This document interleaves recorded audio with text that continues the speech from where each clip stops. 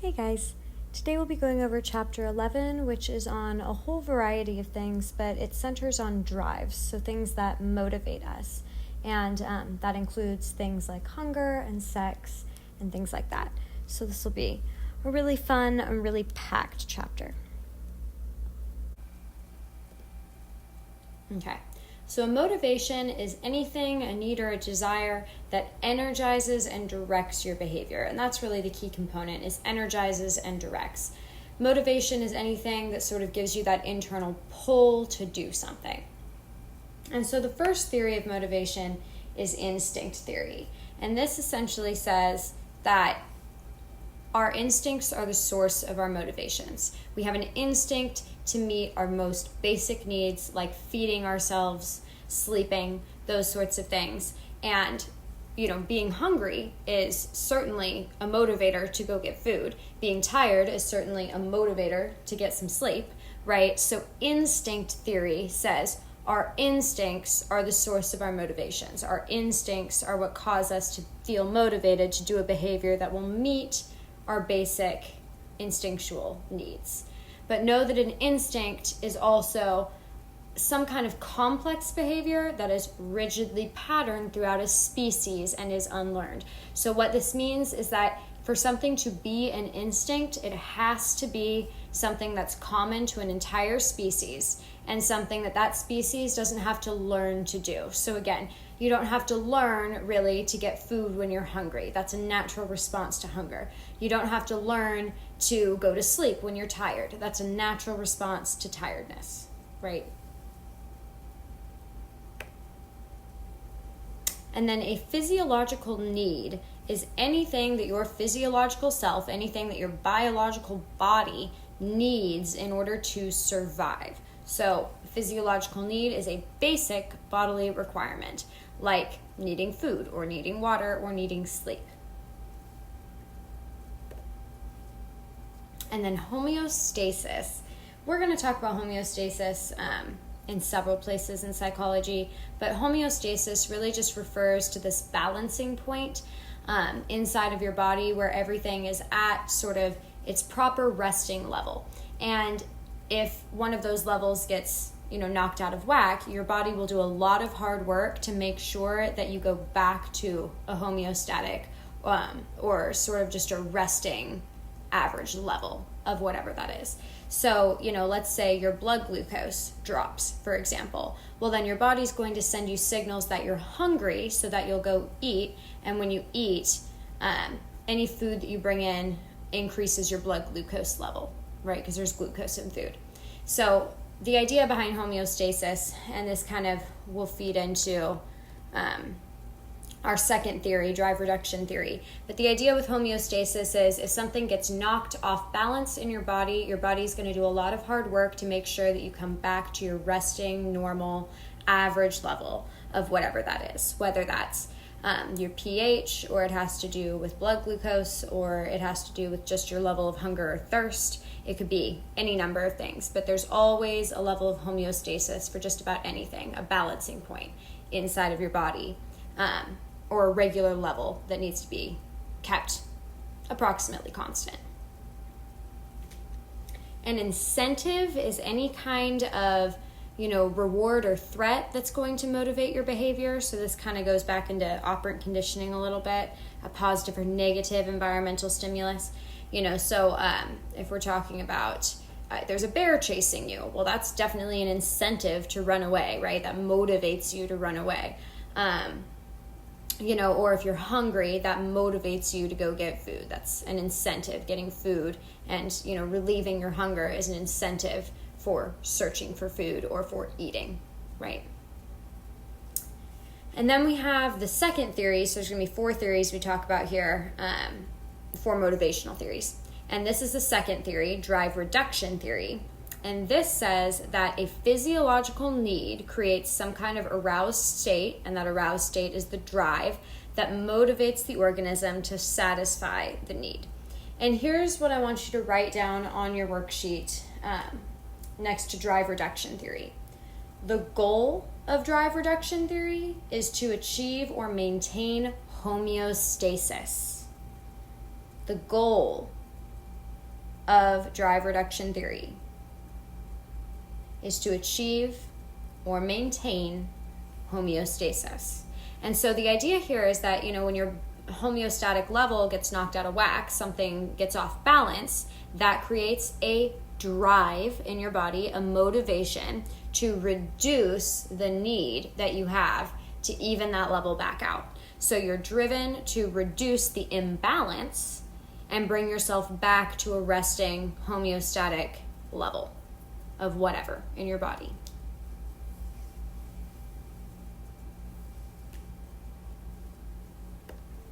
Okay.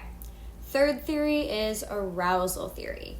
And this says that human motivation seeks to optimize your arousal for the best possible performance. And so we have this arousal curve that is super important. And this shows us that, so see, the x-axis is arousal. So if you're towards the left, that's low arousal. I have no, I'm kind of lethargic. I have really no real desire to do anything. Versus high arousal, oh my gosh, this is so important to me. This is crucial. I have to do well, on this task. So that's what the x-axis is, low arousal and high arousal. And then the y-axis is performance. How well are you actually going to perform based on the amount of arousal that you have?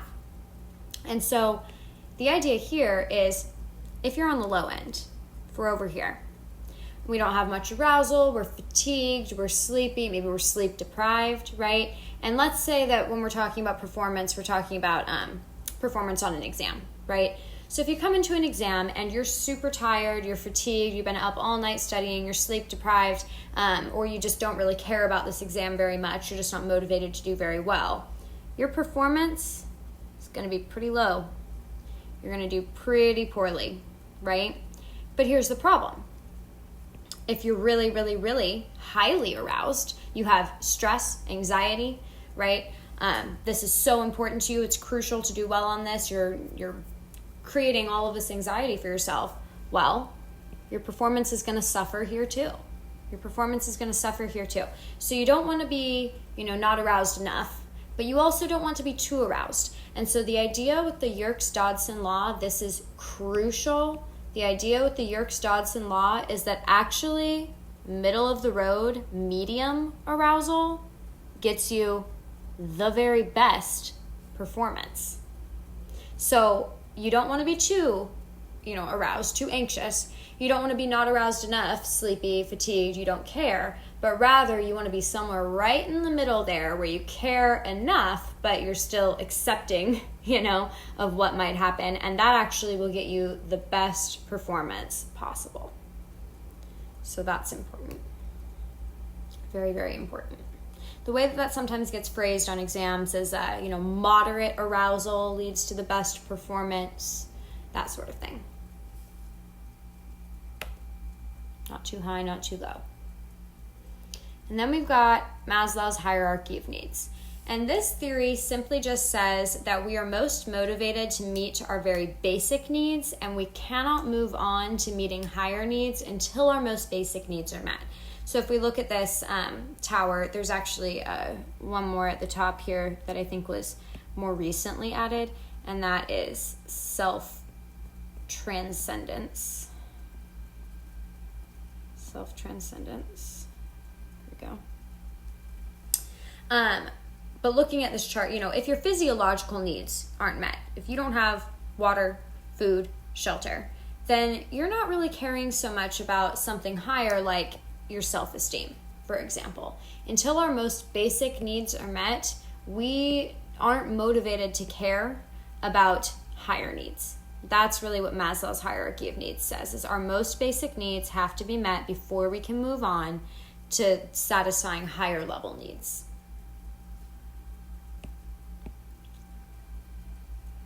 Okay. So those are our 4 theories. Instinct theory says it's our instincts, our, unlearned species typical behaviors that influence our motivation. We're motivated to follow our instincts and meet our basic needs. Drive reduction theory says when we have a physiological need, we enter this aroused state that drives us to reduce the need, right? So if our need is hunger, we're going to reduce that feeling of hunger by eating, right? By meeting that need, by eating. Arousal theory says our optimal level of arousal is somewhere right in the middle, right? And that's where our performance is going to be at its maximum capacity. And then Maslow's hierarchy of needs says we prioritize our survival-based needs and then our social needs and then our needs for esteem and meaning, things like that. And you will want to memorize the order of Maslow's hierarchy of needs. So I'll go back for a brief moment and just talk to you about each of those needs. Okay, so physiological needs are things that you need in order to survive, things that your body needs in order to survive. So water, food, sleep, things like that. After that are safety needs. You need to make sure that you are safe, whether that's safe in your health, right, so that you can keep living and surviving, or safe in the sense that you need shelter, right? So next is safety. And then after that is love and belonging. Humans have this inborn need for socialization, love, and belonging to a group. So this has to do with, your friendships, your connection with your family, just really your sense of connection with anyone. Following that are your own esteem needs. Now that's kind of interesting because, we always tell people they have to love themselves before they can love others, right? But Maslow's hierarchy of needs actually says it's the opposite. You need to feel loved in order to love yourself. So after love and belonging, then comes esteem, respect, self-esteem, status, recognition, strength, freedom. All of these things you feel about yourself. After that is self-actualization. You're trying to become the best version of yourself that you can be. You're trying to actualize or attain the best version of yourself possible. And then, like I said, there's one more beyond this called self-transcendence, and that has to do with looking outside of yourself, usually towards like a higher power. And, self-transcendence is a little more spiritual, right? So this is more of that level of like spiritual awakening.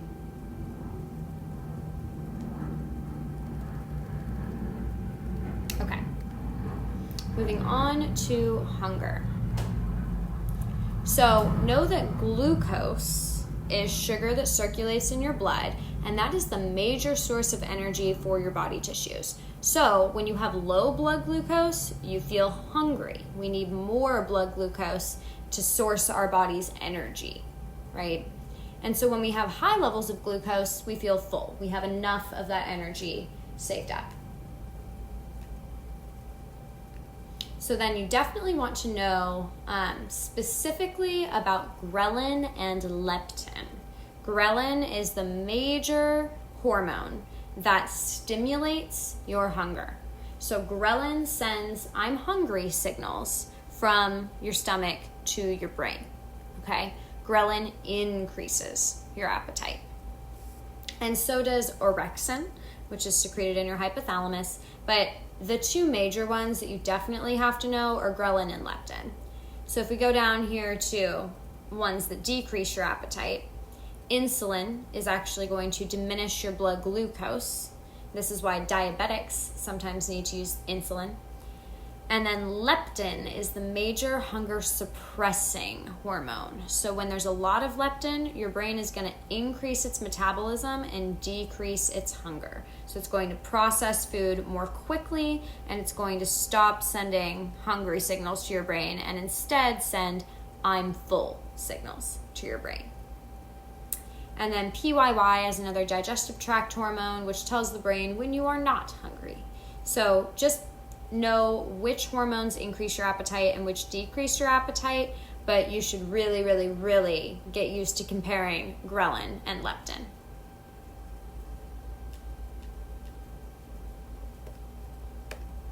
Okay, set point and basal metabolic rate kind of go together. So your set point is just the general weight that you tend to hover around. It's just your normal level of weight. And everyone kind of has a different set point. Everyone has a different point at which their body feels is sort of their homeostasis level of weight, right? And so some people, are naturally thinner and smaller than others. Some are a little larger and heavier. And so that largely has to do with the set point, which you can see, fairly early in development that some children have a higher set point than others, right? And so this is just, your specific level of homeostasis when it comes to your weight, your average level of weight or your expected weight. And then when your body falls below that weight, you become hungry and your metabolic rate lowers to make up for and restore that weight. Whereas if you were to, go above the weight, you become less hungry and your metabolic rate increases to make up for that difference. Basal metabolic rate. This is the same thing as metabolism. And so, how quickly you metabolize food is the same thing as saying how quickly does your body process and get rid of food, right? It has to do with how much energy your body exerts processing food. And so if we're looking back up here at set point where I said, if your body falls below your normal weight, your metabolic rate lowers, right? That means you have a slower metabolism. And when you have a slower metabolism, your body holds on to more weight. Versus if your body goes above the set point, you've gained more weight than you normally have on you. Then you don't become hungry, you become full, and your metabolic rate increases. Your metabolism goes faster in order to process more of that food quickly so that you can go back to a lower set point, a thinner set point. And just know really that basal metabolic rate has to do with this idea of energy output. Energy output. How much energy does your body expend processing food? And if it expends, a lot of energy, then you lose weight. If it doesn't expend much energy, you gain weight.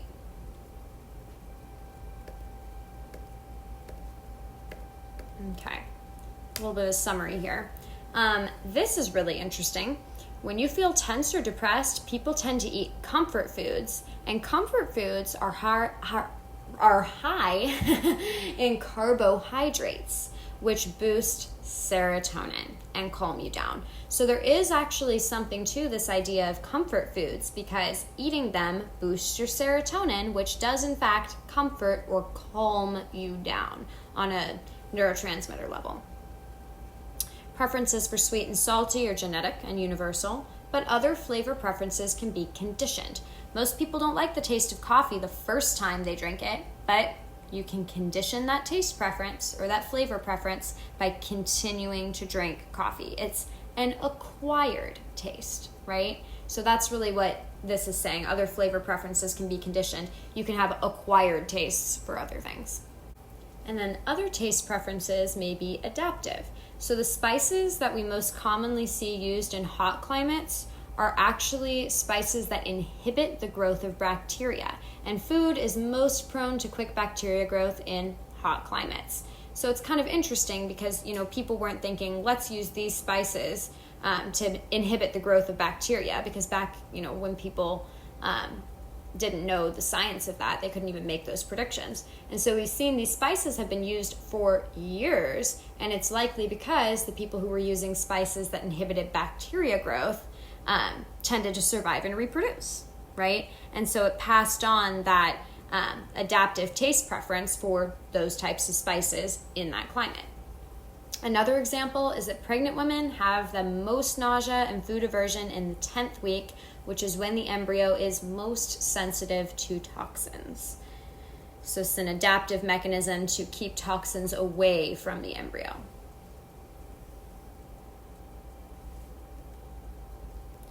Five situational influences on eating. Appetite is associated with arousal. So if you're watching an action movie, you're likely to eat twice as many snacks as if you were watching something boring like an interview or a documentary. The next influence is social facilitation. The mere presence of other people around us amplifies our natural behavior. So we do more of our natural behaviors when we're in social situations. So eating is one of those things. We tend to eat more when we're in social situations. Next, serving size is significant. People actually eat more if they're given a bigger plate or bowl or a bigger serving. That may partially be confounded by, some parents telling their children that they have to finish what's on their plate, for example. But as it turns out, if you give someone a smaller serving and you offer them a second serving, they won't take it. But if you give them a bigger serving to begin with, they'll eat more, right? Next, food variety stimulates eating. So people eat more when they have more options, which is why if you've ever been to a buffet, you may have noticed that you actually eat much more in the buffet than you do in other places. And that's just because we don't want to choose. We want to have all of the good things, right? And so we end up eating more because we have more options of things to eat. And lastly, ordering effects can contribute to nudging nutrition.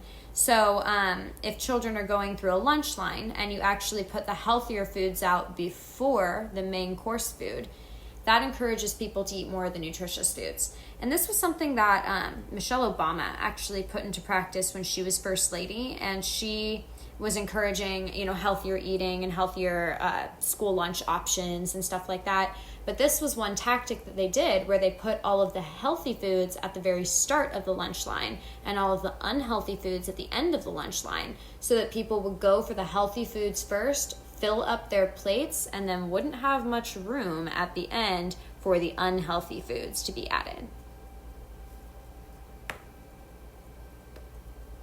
Okay, so that was motivation. There's kind of several topics in this chapter, but that was motivation. Now we're on to sex, the sexual response cycle, and also sexual orientation. So what you want to know, and we've talked about this before in chapter 4, but testosterone is the most important male sex hormone. Now, what I want you to write down on your worksheet, which I think I had you write down in chapter 4 too, is that both sexes have both hormones. People think that testosterone is just a male hormone and estrogen is just a female hormone, but that is not true. Both sexes have both hormones. The difference is men tend to have more testosterone than women have, and women tend to have more estrogen than men have. But both males and females both have testosterone and estrogen. And testosterone is the most important male sex hormone, and estrogen is the most important female sex hormone.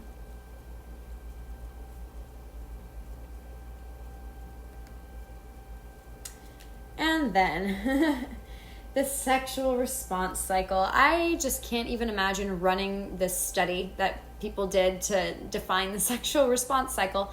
But nonetheless, we have identified 4 distinct stages of sexual intercourse or sexual responding. The first of these is excitement. I really enjoy this little graph that they've made for this. So you can see in the excitement phase, as time goes on, your arousal increases. Wow, shocking, right? So this is essentially the foreplay stage of sexual intercourse or activity. And then you get to a plateau stage where actually your arousal stays relatively constant for a little while. This is while people are engaging in the sexual act. Next, we have orgasm. Wow, well, would you look at that arousal? It sure shoots up there to a tippy top point, and that tippy top point would be the point of orgasm. And then lastly, we have the resolution stage, where all of your arousal plummets back down to the bottom, and you are no longer aroused because you have finished what you came to do. All right, so just know the order of these 4 stages and know sort of how arousal changes in them. So know in excitement, arousal is increasing. In plateau, arousal is staying constant, maybe increasing a tiny bit here or there. In the orgasm stage, your arousal flies up and peaks, and then during the resolution stage, it falls back down to the bottom. And then there is a refractory period at the end here. So just like with a neuron, when we talked about the refractory period of the neuron, we said, after a neuron fires once, it can't fire again right away. And that is true for men as well, for the sexual responding of men. Once a man reaches orgasm, it is impossible for him to reach orgasm again until a certain amount of time has passed. So know that men experience refractory periods, but women do not. Women are able to have orgasms back to back. It doesn't typically happen all that frequently, but it can. And for some women, it does happen very frequently. It depends. But for men, there is no man who can just bypass the refractory period. Every single man experiences a refractory period where he is unable to achieve a second orgasm until some amount of time has passed.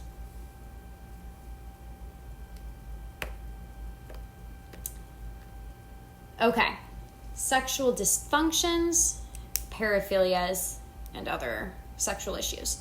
So a sexual dysfunction is a problem that impairs your ability to complete the act of sex. So it impairs some stage of that sexual response cycle, excitement, plateau, orgasm, or what's the other one? Starts with an R. Resolution. There it is. So a sexual dysfunction actually impairs your ability to complete the act of sex properly. So some examples here are erectile disorder. Well, this is an issue with the excitement stage of the sexual response cycle. This is where there's insufficient blood flow to the genitals and a man is not able to achieve an erection, or perhaps they can achieve one but they can't maintain it. That would be more of a plateau stage issue. Female orgasmic disorder. This refers to the distress that some females may experience if they infrequently or sometimes even never experience an orgasm. So you can see that this is an issue with the orgasm stage of the sexual response cycle. Sexual dysfunctions are distinct from paraphilias in very significant ways. So a sexual dysfunction, there's nothing wrong with your sexual preferences by any means. It's simply, it's more of a bodily issue. You have an issue completing the act of sex properly. But paraphilias have to do actually with unusual sexual interests. So unusual sexual attractions or sexual arousal to unusual things that we consider to be actually problematic. So this would be sexual arousal from fantasies, behaviors, or urges that involve non-human objects, the suffering of yourself or others, or non-consenting persons. And so you might notice sort of this ending here of paraphilia, this ilia ending. So if you think of things like pedophilia, right, or necrophilia, so pedophilia, preying upon children sexually, having a sexual interest in children, or necrophilia, having a sexual attraction to dead bodies. These things end in that same ILIA ending. So if it ends with ilia, it's a paraphilia. Pedophilia is an example, necrophilia is an example. There's several others that end with that ilia sound. And so that is a paraphilia, which is something that we consider to be problematic that actually needs treatment. Problematic that needs treatment. And, I want to talk about this for a hot second because there's kind of been a surge all of a sudden in this strange belief that pedophilia should be included as a sexual orientation. And that, in the context of psychological science, just doesn't make any sense. Your sexual orientation has nothing to do with age. Your sexual orientation has only to do with what gender or sex of people that you are attracted to. So your sexual orientation doesn't have to do with what race of people you're attracted to. Your sexual orientation doesn't have to do with what age of people you're attracted to. Your sexual orientation only has to do with what gender or sex you're attracted to. And so this idea of being able to include pedophilia as a sexual orientation just is wrong. It's just incorrect, objectively and subjectively. But I don't know who thinks that they can make this argument adequately, but nonetheless, this has kind of been a contemporary issue that we've been dealing with. Now, like I said, pedophilia, right, is a paraphilia. And in psychological science, we say that paraphilias are disorders. They're disordered behaviors. And so a paraphilia is something that you receive treatment for. Your sexual orientation is not considered a disorder, and your sexual orientation is not something you receive treatment for. So just this idea that pedophilia is a sexual orientation is completely face value wrong. And if you look deeper, even more wrong. Just wanted to mention that while we were here. Okay. And then the APA classifies a sexual behavior as being disordered if a person experiences distress from that unusual sexual interest, or it entails harm or the risk of harm to others. Those are the criteria for disordered sexual behavior. And then the book talks a little bit about sexually transmitted infections, STIs or STDs, sexually transmitted diseases. And we found that condoms are 80% effective in preventing the spread of HIV. So, use condoms. They're important. And you should always get regularly STD tested as well. That's something that should be a part of your basic medical care or medical routine. And then AIDS, acquired immune deficiency syndrome. So this is this can kill you, a life-threatening sexually transmitted infection that is caused by HIV. People kind of think that they can use HIV and AIDS interchangeably. Not quite. HIV is the initial virus that you contract, and then if you don't treat it, right, then it can develop into full-blown AIDS. So HIV is where everybody starts if they acquire the virus, and then that can progress to AIDS if it's left untreated. And, as the name states, acquired immune deficiency syndrome, what happens here is your immune system gets shot by this disease or by this syndrome. And so it makes you actually much more vulnerable to getting sick from anything else because your immune system is not able to fight off sickness.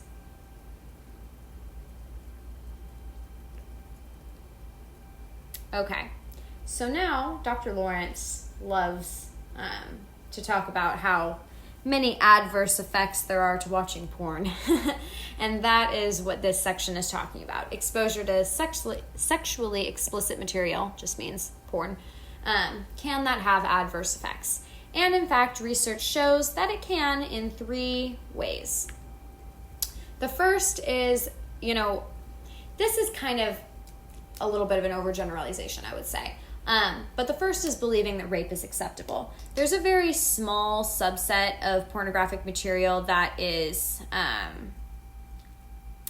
that displays non-consensual sexual activity. And so if you're watching that sort of stuff, it may lead you to believe that rape is acceptable. Or if you're watching the sort of material where, at first a woman doesn't want to do something, then she sort of gets coerced or pressured into doing it, that can give people the idea that it's okay to push people to do things they're uncomfortable doing, right? But really the bigger risk are these last 2. reduced satisfaction with your partner's appearance or with a relationship that you have because your standards are just ridiculous compared to these, people that you're seeing in sexually explicit films, let's say. And then the third is desensitization. The more you actually view and watch pornographic material, the more you just kind of become used to it, and it actually desensitizes you to really what the full experience of sex is with a real, living, face-to-face person. Okay, risk-taking in teen pregnancy. So, to summarize here, these are just some environmental factors that contribute to sexual behavior in teens. The first is communication about birth control. If teens talk openly with their parents or their partner, they are most likely to use contraceptives, which of course will reduce the risk of teen pregnancy. So communication about birth control is really the best thing that you can do as a parent for your child. You don't just, think that, if I never bring up anything sexual, then they're just, never going to do it. You can't make that assumption. So instead, the best move you can make is actually to communicate about how to be safe when your child does eventually begin to have sex. The next factor is impulsivity. So the more impulsive one is, the more likely they are to take risks sexually.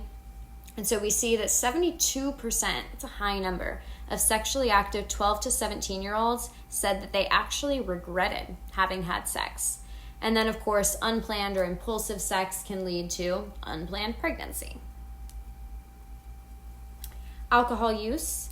Most hookups occur after alcohol use, so people who have been drinking are also less likely to use condoms because they have poor judgment and poor risk assessment. So the use of alcohol can contribute to, really it factors into impulsivity, which then contributes to sexual risk-taking. And then lastly, mass media. The more sexual content that adolescents or young adults view or read, the more likely they are to perceive their peers as being sexually active and to develop sexually permissive attitudes and to have sex earlier than others.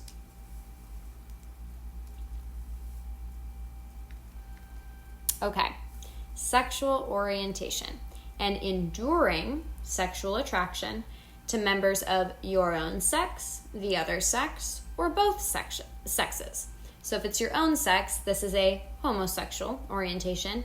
If it's the other sex, this is a heterosexual orientation. And if it's both sexes, a bisexual orientation. So again, now that we're looking right at the definition of sexual orientation, you can see how pedophilia would not fit in here because it doesn't have to do with a sexual attraction towards a certain sex. Pedophilia has to do with sexual attraction towards members who are underage, and sexual orientation has absolutely nothing to do with age. It only has to do with what sex, what gender you are sexually attracted to. And then asexual people. Asexual people simply have no sexual attraction to others. And now I think people get confused and they think that really that this just means that asexual people don't like to be touched. That's not necessarily true. Asexual people may very well still want to be in a relationship, and they may still like to do physical things in a relationship, like hold hands, kiss, cuddle. But it's simply that drive that most of us feel towards having sex that is absent in an asexual person. It's something where they just do not experience sexual attraction.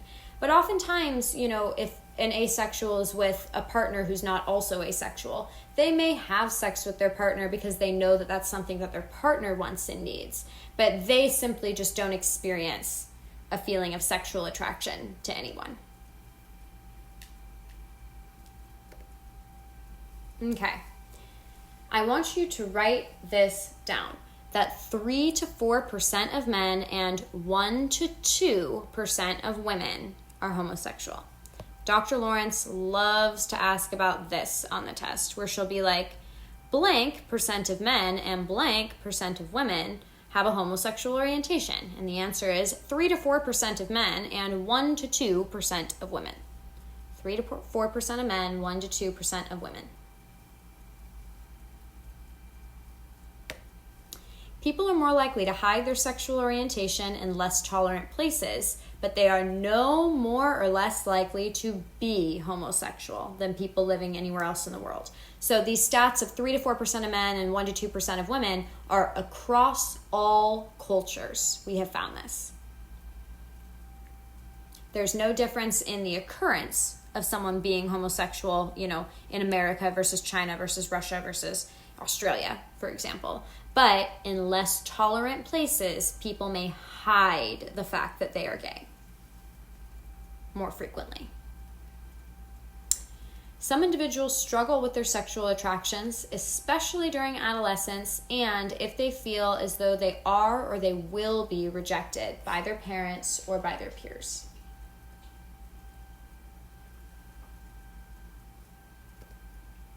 Without social support, non-heterosexual teens are actually likely to have lower self-esteem and to develop anxiety and depression and have an increased risk of contemplating suicide. People cannot force their sexual orientation to change, and they can't ignore or deny their sexual orientation. Sexual orientation is neither willfully chosen nor is it willfully changed. So sexual orientation is not something that someone can select. It's not something they can choose, and it's not something that they can change. That is what we've found over and over again in terms of psychological study of sexual orientation. What we do see is that sexual orientation is especially persistent for men, but women's sexual orientation tends to be more fluid. And I think that that's somewhat has to do with social expectations that we put on men versus women. And we can kind of, encourage women that it's more okay to be homosexual or bisexual than it is for men to be, for whatever reason.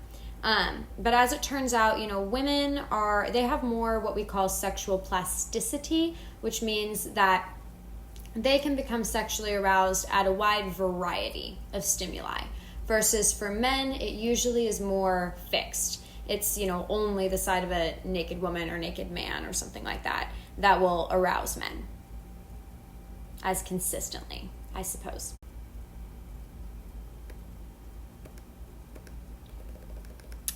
And then this slide will be really quick.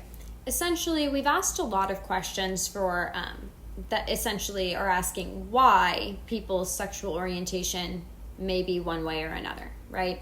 And so we've had a lot of different theories, like, maybe, homosexuality is linked with a child having a problematic relationship with their parents, like having a domineering mother and an ineffectual father, or a possessive mother and a hostile father. But we see that parenting style has no effect on sexual orientation. Maybe homosexuality involves a fear or a hatred of people of the other sex. Nope, we haven't found that either. Well, is sexual orientation maybe linked with sex hormone levels in the blood? No, it's not.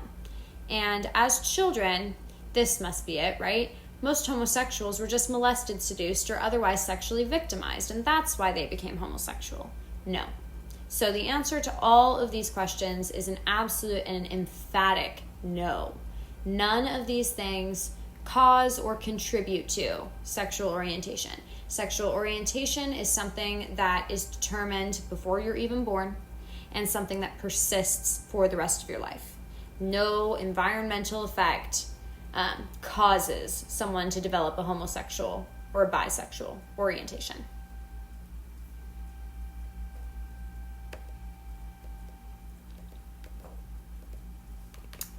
When it comes to other species, we see same-sex sexual behaviors in several hundred other species. So it's not just humans that can have a homosexual orientation. There are hundreds of animals that we found that may be homosexual or may engage in homosexual sex. When it comes to brain differences, this is crucial. There's one cell cluster in the hypothalamus that is larger in heterosexuals and smaller in homosexuals. And we actually start to see these differences developing before birth or shortly after birth. So again, this is a genetic link to sexual orientation not an environmental one. This speaks to the idea that sexual orientation is determined before a child is even born, or certainly before they develop to be very old at all. And then when it comes to brain pattern responses, we actually see that gay men tend to have more female typical brain pattern responses than straight men, and lesbians appear to have more male typical brain pattern responses than straight females.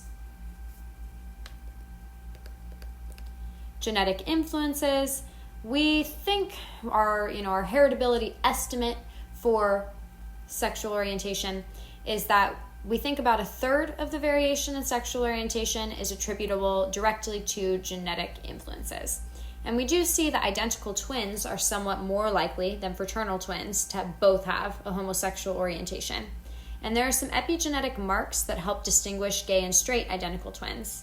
And sexual orientation does link with at least 2 identified areas of chromosomes, or with areas of 2 identified chromosomes is actually the correct way to say that. Prenatal influences. So exposure to the hormone levels typically experienced by female fetuses appears to predispose the person, whether they're male or female, to be attracted to males in later life. So sometimes what happens is you have a male fetus inside your body, but the hormone levels that you would typically experience in a female pregnancy are present in your male pregnancy instead of the male typical hormone levels.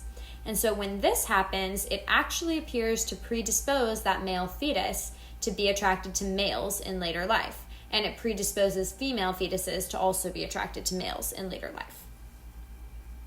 And then there's this phenomenon called the fraternal birth order effect. I want you to write that down on your worksheet here next to prenatal influences. The fraternal birth order effect. Fraternal birth order effect. And that is this phenomena that men who have older brothers, so with each subsequent male that you give birth to, the probability of that male being homosexual increases with each subsequent male pregnancy. So men with older brothers are somewhat more likely to be gay than men without older brothers. And these odds increase with each subsequent male fetus that is given birth to. This has to do with levels of antibodies in a woman's body. When a woman is pregnant with a male fetus, more antibodies are present in her body than when she's pregnant with a female fetus. And as it turns out, those antibodies get somewhat used up with each pregnancy.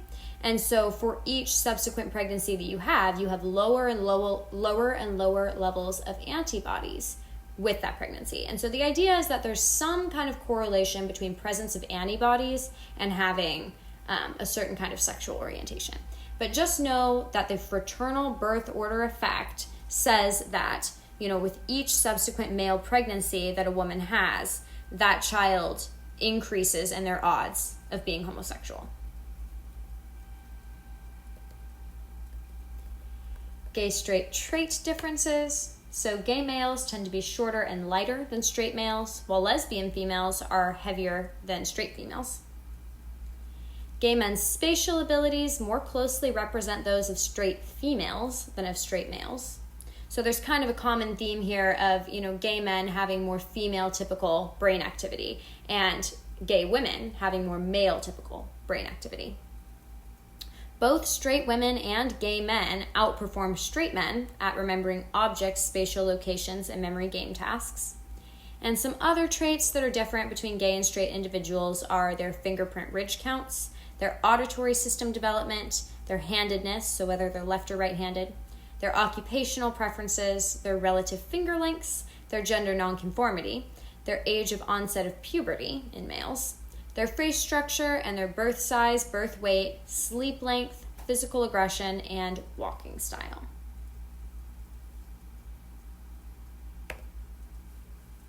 Okay, so we are towards the end. Now we are into this affiliation and achievement. So the affiliation need speaks to the basic human need to build relationships and to feel like we are part of a group. Social bonds boosted our early ancestors' chances of survival, so that could be why this need developed, because it was adaptive. And adults who formed attachments were more likely to survive, reproduce, and co-nurture their offspring to maturity. People who have close attachments with others are happier than those who don't, and they live longer.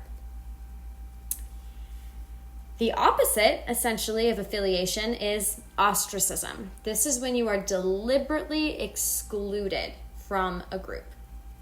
And so I want to pause here for a second, and I have something for you to write down.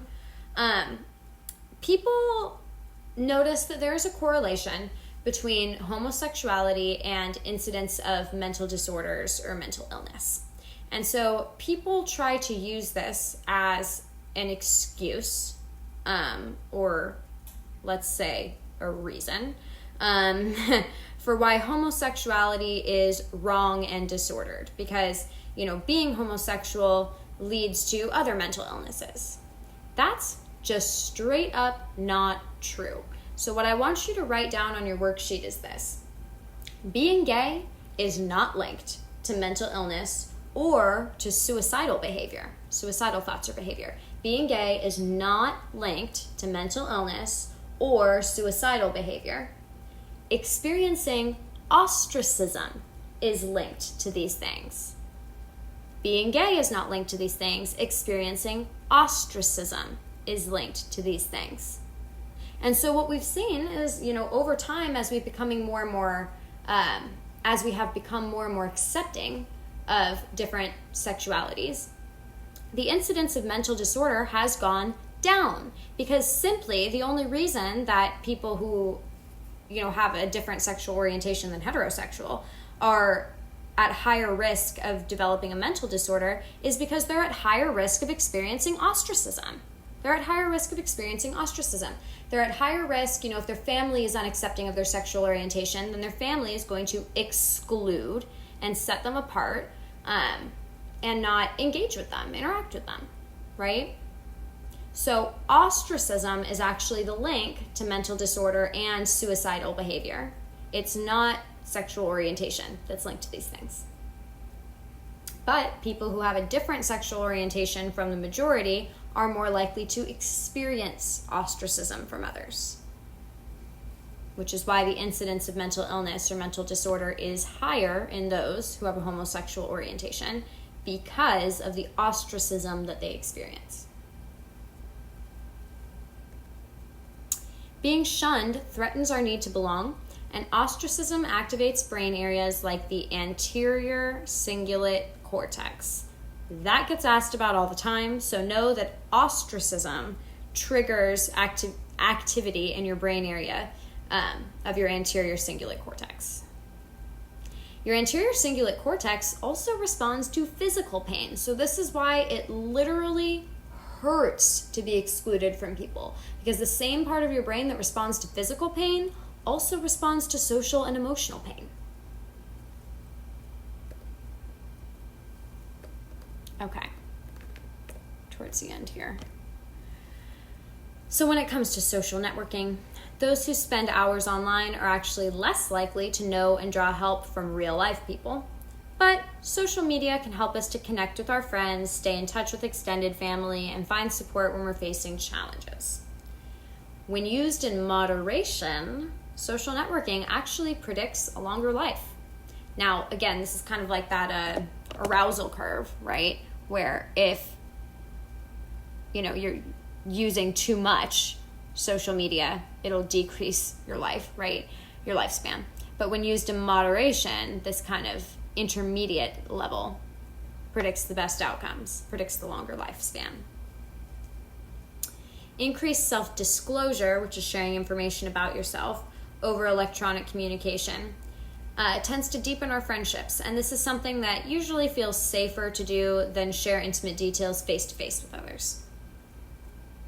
And people who spend the most amount of time on social media also tend to be the most narcissistic.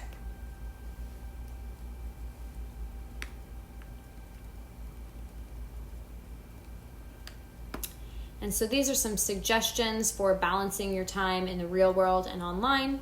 You should monitor your time, see how much time you're actually spending online. Monitor your feelings. Is it distressing when you have to disconnect from the online world? Because that could indicate a problem. You could hide from your more distracting online friends when necessary, and don't post things that you wouldn't care to see from others. When studying, get in the habit of checking your phone and email less often. We can't multitask, so when we study or try to be productive, we need to limit those distractions. And then another thing is you can actually refocus by taking a nature walk. People tend to learn better after a peaceful walk in the park, which refreshes your capacity for focused attention.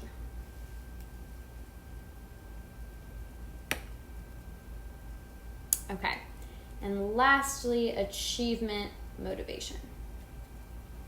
And so achievement motivation has to do with your desire to achieve or accomplish something, from meeting some high standard. Grit in psychology refers to essentially persevering through things, even when they're difficult. So if you have grit, you are committed, you are strong in your beliefs, you are someone who is not likely to give up easily. So if you have grit, you have passion and perseverance when it comes to long-term goals.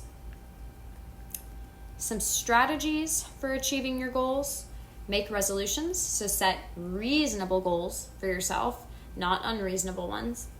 Announce your goal to friends and family. We're actually more likely to follow through on things if we've made some kind of public commitment to doing them. Develop an implementation plan, so figure out when, where, and how you're going to progress towards your goal. Monitor and record your progress. Create a supportive environment for yourself. Transform hard-to-do behavior into a must-do habit. And here's the thing too, is once you've done something every day for about 2 months, now it becomes a habit. Now you don't have to put so much attention and energy towards remembering to do it. So once you hit that 2-month mark, something becomes a habit. And then bridge the gap between idea and reality. We often know what we need to do, but we have to make sure we have some kind of practical plan in place to actually achieve the idea we have in mind. And that is all for Chapter 11. Make sure to submit your pre-session worksheet to Canvas, and I will see you on Monday night.